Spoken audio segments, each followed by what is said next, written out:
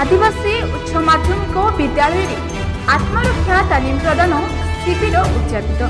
कंधमाल जिला बालीगुड़ा स्थित आदिवासी उच्च माध्यमिक विद्यालय युक्त 2 छात्री को आत्मरक्षा तालीम प्रदान शिविर उद्यापनी कार्यक्रम अनुष्ठित होइछि।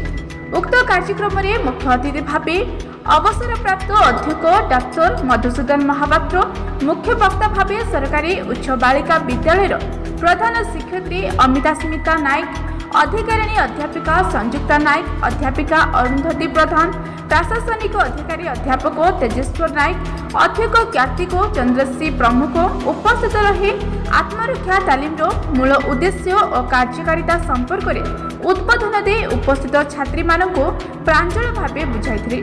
छात्री माने मध्य निज निजर अनुभूति बखाणी थिले। कंधमाल जिल्लारू संजय कुमार पाणिग्राही रिपोर्ट, कोरापुट प्रथम खबर।